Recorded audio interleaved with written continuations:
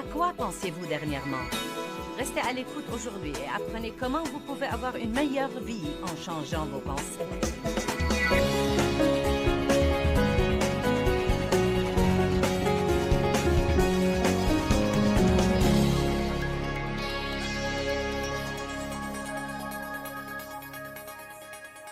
J'ai intitulé ce message ce soir « À quoi pensiez-vous dernièrement ?» Vous savez, si nous faisons un petit inventaire des choses auxquelles nous pensions dernièrement, nous pourrons rapidement faire le rapprochement entre ce qui se passe dans notre vie et ce qui se passait dans notre pensée. J'allais à l'église pendant des années et personne ne m'a jamais dit que mes pensées avaient un rapport avec ma vie. Je ne savais pas que je pouvais penser mes pensées ou choisir mes pensées. Je ne savais pas que si je pensais à quelque chose de mauvais, je n'étais pas censé continuer à y penser. Je crois que c'est dommage de s'asseoir sur les bancs d'église semaine après semaine sans qu'on nous apprenne les choses qui vont nous aider dans notre vie pratique de tous les jours. C'est tellement merveilleux d'apprendre la doctrine. Nous devons tous avoir une saine doctrine, mais nous devons savoir comment vivre. Nous n'allons jamais avoir la vie que Dieu veut que nous ayons si nous ne savons pas que faire de nos pensées. Proverbe chapitre 4, verset 23 dit « Garde ton cœur diligemment, car de lui sont les issues de la vie. » Maintenant, 2 ou 3 choses à ne pas manquer ici. Gardez votre cœur et votre responsabilité. Dites « C'est ma responsabilité. » Et nous pourrions dire également « Gardez votre pensée. » C'est cette vie intérieure, c'est ce qui se passe à l'intérieur de vous. Faites attention à vos pensées. Gardez votre pensée. Faites attention à vos attitudes. Les pensées produisent des attitudes. Vous connaissez l'expression « votre attitude détermine votre altitude ». En d'autres termes, votre attitude détermine votre avenir et jusqu'où vous pouvez aller dans la vie. Gardez votre cœur avec diligence. Quand vous faites quelque chose avec diligence, cela ne veut pas dire que vous le faites une seule fois. Cela veut dire que vous le faites encore et encore et encore et encore et encore. Et je voudrais m'arrêter un peu ici et dire que tant que vous êtes vivant, aussi spirituel que vous soyez, tant que vous êtes vivant, tous les jours de votre vie sur cette terre, le diable, sous quelque forme que ce soit, essaiera toujours d'injecter de mauvaises pensées dans votre pensée. Et il va falloir choisir de renverser ces mauvaises pensées et de penser à ce qui vous profitera et penser à ce qui profitera au royaume. Au début, ça a l'air d'un travail qui est presque impossible. Ça a l'air d'un grand problème car nos pensées ont été effrénées pendant tant d'années. Et nous avons tellement de mauvaises habitudes mentales que quand nous commençons à découvrir que nos pensées devraient changer, il paraît littéralement que presque tout ce que nous pensons est quelque chose que nous ne devrions pas penser. Et si vous êtes comme j'étais au début, vous êtes comme... Mais faites-moi confiance, si vous persévérez, si vous apprenez la parole, si vous priez là-dessus, si vous êtes diligent, petit à petit, jour après jour, ça ira de mieux en mieux en mieux. Mais cela ne veut pas dire que le diable arrêtera jamais de vous attaquer. Cela veut simplement dire que vous serez mieux équipé à garder la porte fermée aux mauvaises pensées. Gardez votre cœur diligemment, car de lui sont les issues de la vie. Maintenant, il y a une vie que Jésus est mort pour que nous ayons. Une vie spécifique qu'il est mort pour que nous ayons. Quand vous devenez chrétien, vous n'êtes pas censé garder votre misère et votre gâchis et y mettre maintenant une étiquette chrétienne.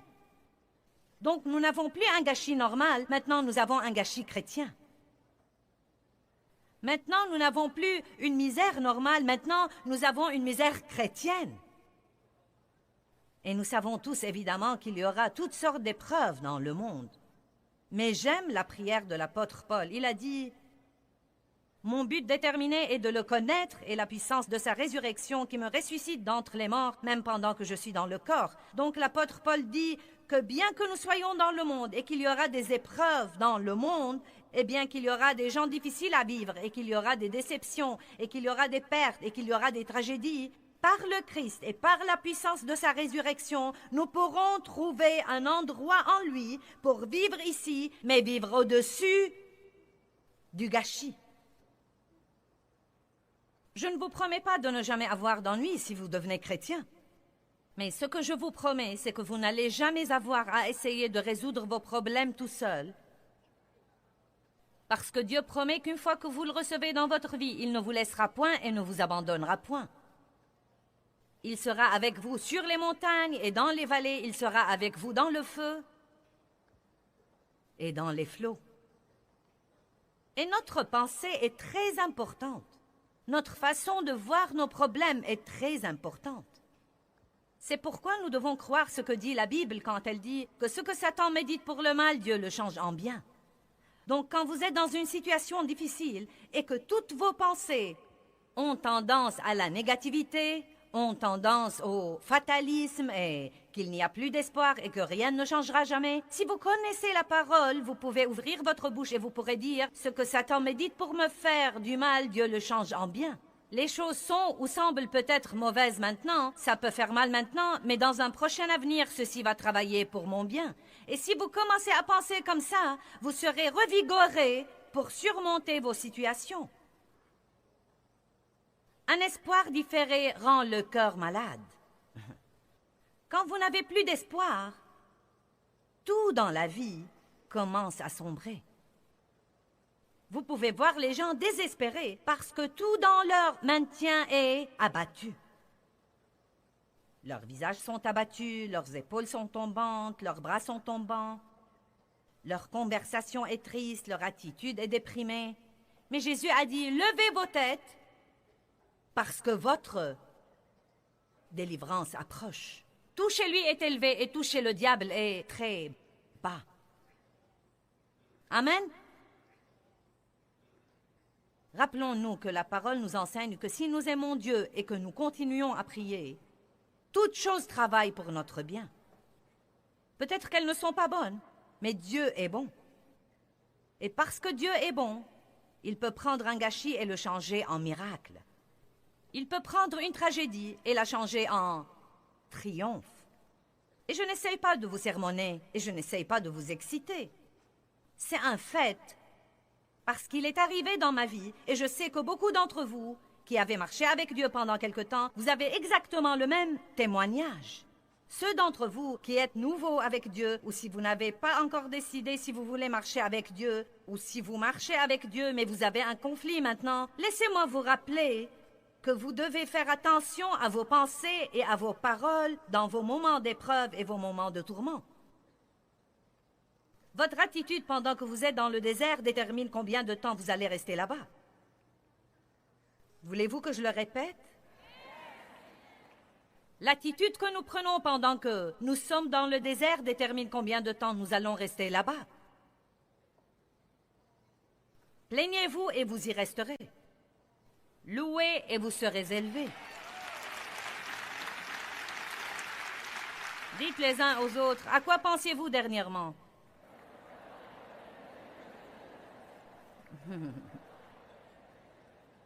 Maintenant, vous savez, une des choses tristes est, et j'enseignerai là-dessus plus tard, mais vous savez ce que certains d'entre vous, vous savez quelle était leur réponse? Rien. Puis-je vous dire quelque chose? L'espace vide est un endroit. Et les gens qui ont une pensée passive, qui sont écervelés, et qui ne pensent à rien peut-être, ont un aussi grand problème que de penser de mauvais trucs. Parce que l'espace vide est un endroit, et le diable cherche toujours quelque chose de vide qu'il peut remplir lui-même. Si vous restez occupé à faire de bonnes choses, le diable ne pourra pas remplir votre pensée de mauvaises choses. Bonjour. C'est pourquoi c'est important de rester occupé à aider les autres. C'est pourquoi c'est important pour vous d'être dans une sorte de travail de service dans le royaume de Dieu. C'est important que vous ayez le temps de vous reposer, mais il est aussi important de ne pas avoir du temps plus qu'il n'est nécessaire pour vous ennuyer et pour rester assis à ne rien faire ou vous allonger et penser simplement à ce qui ne va pas chez les autres. Nous devons rester occupés à nous servir et à nous entraider. 2 Corinthiens 10, s'il vous plaît. Ce soir, je dois essayer de poser de bonnes et de solides fondations sur l'importance de la pensée et l'importance de vos pensées parce que je ne veux pas supposer que tout le monde le sait. Il y avait une époque où je ne le savais pas et il se peut qu'il y ait des gens ici qui ne le savent pas. Et il y a certainement des gens qui nous regardent à la télé dans les parties différentes du monde qui n'ont jamais entendu dire que leurs pensées avaient quelque chose à voir avec ce qui se passe dans leurs circonstances. Car les armes de notre guerre, dit le verset 4, nous sommes dans une guerre. Pouvez-vous dire « je suis dans une guerre » ? Car les armes de notre guerre ne sont pas charnelles, les armes de la chair et du sang. Eh bien, si elles ne sont pas des armes physiques ou des armes charnelles, elles doivent être des armes spirituelles. Une arme naturelle, vous pouvez la voir, vous pouvez la prendre, mais une arme spirituelle, vous ne pouvez pas la voir. Vous avez des armes à utiliser contre l'ennemi, mais elles sont invisibles. Tout aussi puissantes, mais elles sont invisibles à l'œil naturel. C'est pourquoi tant de gens n'apprennent jamais à faire la vraie guerre spirituelle. Elles sont puissantes par Dieu pour le renversement et la destruction des forteresses. Le verset qui vient juste après nous dit que ces forteresses spirituelles ont en fait un rapport avec la pensée. Puis il dit, nous réfutons les arguments, les théories, les raisonnements, et où se passent tous ces trucs dans votre pensée? Vous vous disputez avec vous-même? Dieu vous a-t-il jamais mené à faire quelque chose et vous vous êtes sorti d'affaire en raisonnant? Les gens ont tellement de théories sur Dieu qu'ils ne peuvent pas croire en Dieu. Donc il dit, nous réfutons les arguments, les théories, les raisonnements et toute hauteur qui s'élève contre la vraie connaissance de Dieu, qui se trouve en réalité dans ce livre, la Bible. Et nous amenons toute pensée captive et toute résolution captive à l'obéissance de Jésus-Christ. Maintenant, si je peux vous le dire clairement, ce que vous devez...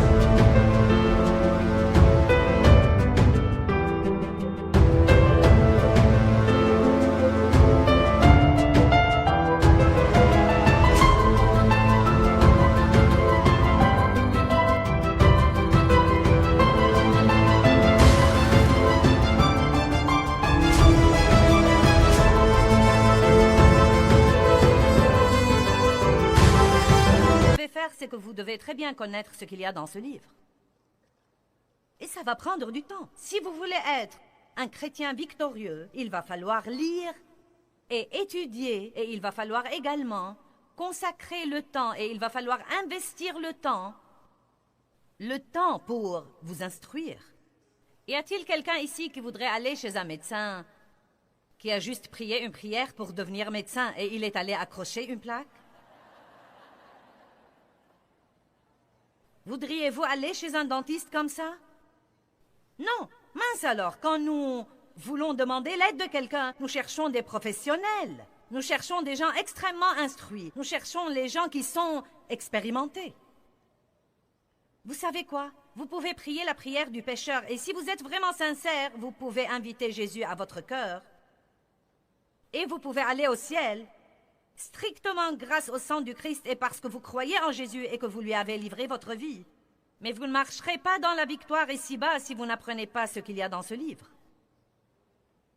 Vous ne marcherez pas dans la victoire pendant que vous êtes là, si vous n'apprenez pas ce qu'il y a dans ce livre, et non seulement l'apprendre, mais encore le pratiquer dans votre vie. Vous pouvez même venir aux réunions, aller à l'église et écouter la parole, et vous pouvez avoir tellement de trucs écrits et soulignés, et des étoiles et des croix, et tellement de couleurs dans votre Bible, que vous avez l'air, non mais, d'un théologien de l'église. Mais cela ne veut pas dire que vous savez quoi que ce soit. Le seul moyen de savoir si nous savons quelque chose, c'est de voir ce que nous faisons. Amen. Vous devez savoir ceci, et quand vous le savez, à ce moment-là, quand une pensée qui n'est pas en accord avec ceci entre dans votre pensée, vous saurez que c'est un mensonge. Vous saurez que c'est une tromperie. Vous saurez que c'est Satan qui cherche à s'introduire dans votre vie, et ensuite vous prenez la décision, je ne vais pas penser à ça. Vous renversez ces imaginations, et ces théories, et ces raisonnements, et vous amenez toute pensée captive à l'obéissance de Jésus-Christ. Eh bien, je ne sais pas comment faire ça. C'est pourquoi nous sommes là. Une des choses que j'essaye d'apprendre aux gens, si vous pensez à quelque chose,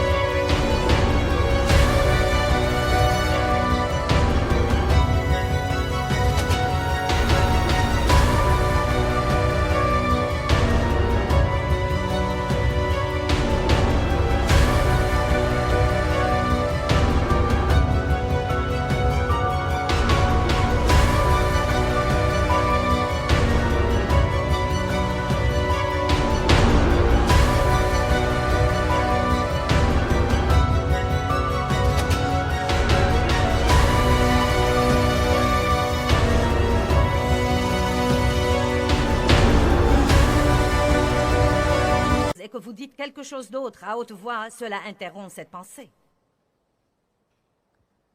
Et donc, si vous n'en êtes pas encore au point où vous pouvez arrêter de penser à quelque chose, à ce moment-là, quand vous pensez à ce qu'il ne faut pas, dites ce qu'il faut, et cela interrompra cette pensée et vous pouvez ensuite penser à quelque chose d'autre.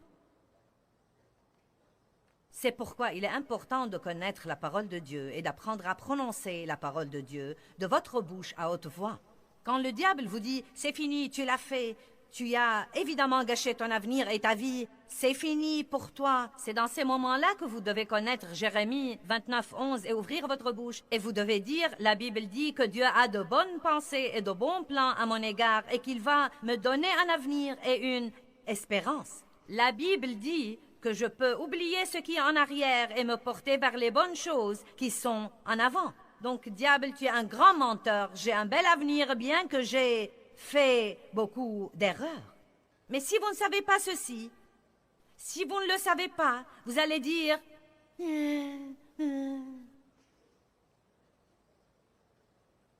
Avant de savoir ces choses que je vous enseigne, je me réveillais le matin. Je ne savais jamais quand ceci allait arriver. Peut-être tous les 2 jours, tous les 3 jours, je ne savais pas. Et je me réveillais le matin, et cette pensée venait. Tu es déprimé. Mon mari disait « Bonjour, comment vas-tu » et je disais « Je suis déprimée ». Est-ce que vous comprenez de quoi je parle? Oh, j'étais très vexée quand je me suis rendu compte combien le diable m'avait volé juste parce que je ne savais absolument pas ce que je devais savoir. C'est super d'écouter votre pasteur et vos enseignants, mais croyez-moi, vous devez savoir vous-même. Vous ne pouvez pas avoir la victoire par osmose.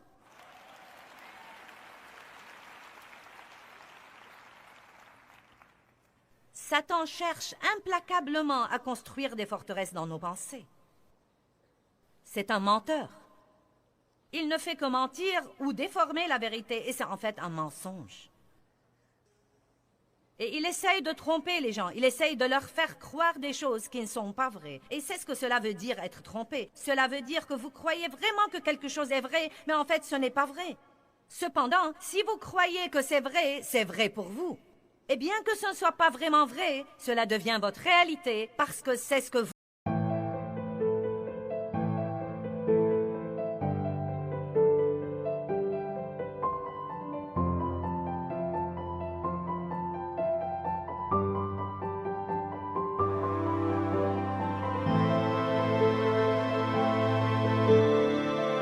Vous croyez.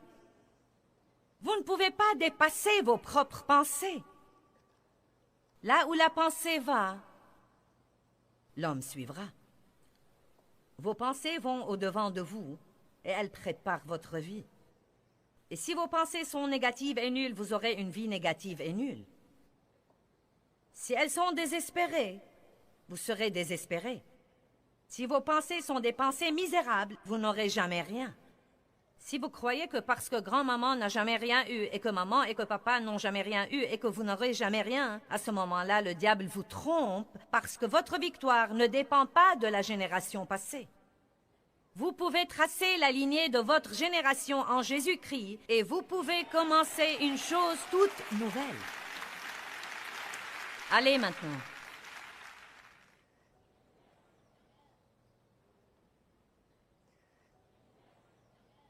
Nous avons des armes avec lesquelles nous pouvons vaincre Satan. Mais nous faisons la guerre spirituelle et non pas la guerre naturelle. Et nos armes sont des armes spirituelles. Nous ne pouvons pas faire cette guerre d'une façon normale. Nous ne pouvons pas frapper Satan ou l'étrangler ou le lier avec une corde ou le mettre en prison. Vous vous mettez en colère contre le diable et vous pensez... Allez, est-ce que ça vous fait cet effet comme... Et vous vous sentez si frustré et vous vous dites « Ah, si seulement je savais quoi faire !» Pourtant, tout ce que nous devons faire, c'est de lire la Bible. Parfois, nous pensons « Oh, Dieu soit béni, je vais faire la guerre spirituelle. » Et nous nous énervons beaucoup et nous entrons dans un gros bon sens. C'est parti, je te réprime, Satan. Et nous marchons au combat. Eh bien, je ne te supporte plus, Satan. Vous savez quoi? J'ai réprimé jusqu'à épuiser les réprimes, et j'avais toujours le même gâchis dans ma vie. Et j'ai crié après le diable jusqu'à en perdre ma voix, et j'avais toujours le même gâchis dans ma vie.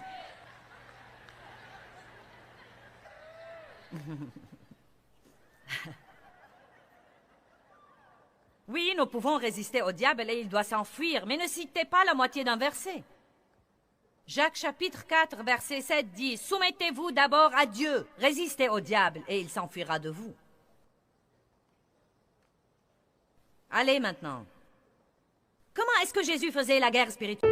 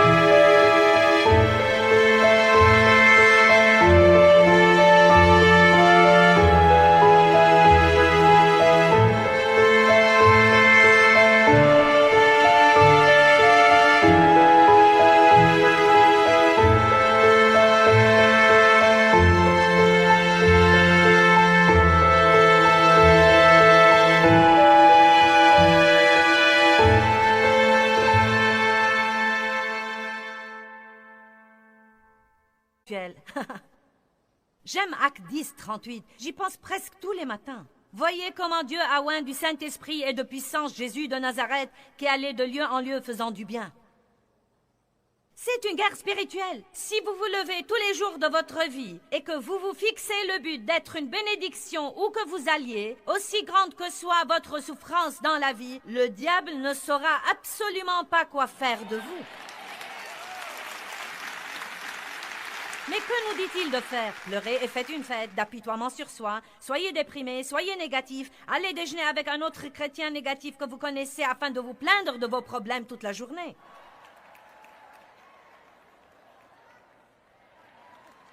Je suis passée par tout ça et je suis toujours tentée de la même manière que vous. Je ne sais pas pourquoi nous prenons plaisir à raconter à tout le monde nos problèmes encore, et encore, et encore, et encore, et encore, et encore, et encore, et encore, et encore. Parfois, il suffit d'affronter la situation et d'aller de l'avant.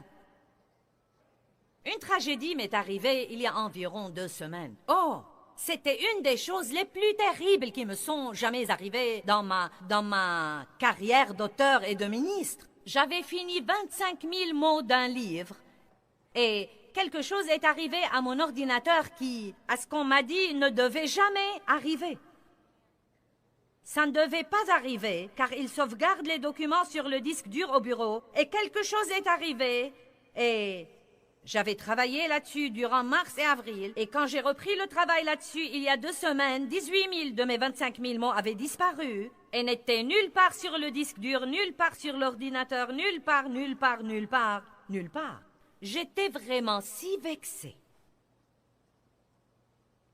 Oh, j'étais si exaspérée.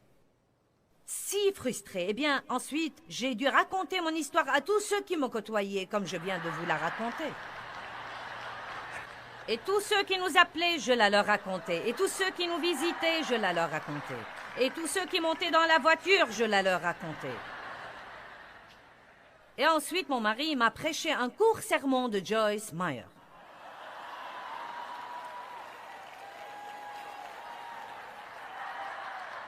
Et il a simplement dit, je crois que tu en as assez parlé. Step 1, wake up early, gonna rise with the sun. Step 2, get some good, some food in you. Step 3, think real hard about what you wanna be. Step 4, everybody just do your thing. Wake up, today's gonna be a good day. Wake up, today's gonna be a good day. Wake up, today's gonna be a good day. Wake up, today's gonna be a good day. Wake up, today's gonna be a good day. Wake up, today's gonna be a good day. Wake up, today's gonna be a good day. Wake up, today's gonna be a good day. Yo, set your affirmations, aspirations. I got shit to do, the aftermath of preparation. Good food, good mood, blood in circulation. One step at a time, yeah, that's how you make it. Set a goal you control and the steps you take them. I try to pick one thought, have some concentration. And if I make a mistake, it's called education. I try to do this every day, call it replication. Wake up, today's gonna be a good day. Wake up, today's gonna be a good day. Wake up, today's gonna be a good day. Wake up, today's gonna be a good day. Wake up, today's gonna be a good day. Wake up, today's gonna be a good day. Wake up, today's gonna be a good day. Wake up, today's gonna be a good day. So life ain't easy, yo, I think there's a reason though. Ups and downs, just like every different season, yo. Sometimes I'm high, other times I'm barely breathing, though. I always gotta fight and hide from the demons, yo. Negative thoughts are poison, they rot, Head full of flies, so here come the clouds, They'll never stop unless I can swap all the bad for the good in my head when I'm lost, Yeah, so I'ma fake it till I make it. Positive thoughts are overtaken, I got patience. One day at a time is how you operate a cadence. A flow, you grow, you show yourself a foundation. Stay away from all the shit that causes temptation. I know that I like to do it cause it's sensation. I live my life in my head like a narration. Don't expect greatness, do my best, man, I'll take it. Wake up, today's gonna be a good day. Wake up, today's gonna be a good day. Wake up, today's gonna be a good day. Wake up, today's gonna be a good day. Wake up, today's gonna be a good day. Wake up, today's gonna be a good day. Wake up, today's gonna be a good day. Wake up, today's gonna be a good day. Wake up early, gonna rise with the sun. Step 2, get some good, some food in you. Step 3, think real hard about what you wanna be. Step 4, everybody just do your thing.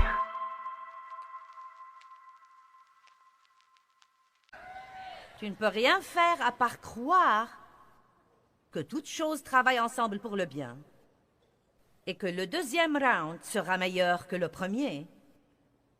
Et tu dois juste réécrire le livre. C'était absolument vrai. Je ne pouvais rien faire d'autre et plus je restais bouleversée là-dessus, plus le diable était enchanté. Eh bien, j'ai appris une chose. Je n'écrirai plus jamais rien sans le télécharger sur un CD la nuit. Quel que soit ce qu'on me dit, je vais télécharger ce que j'écris sur un CD pour ne pas le perdre. Amen.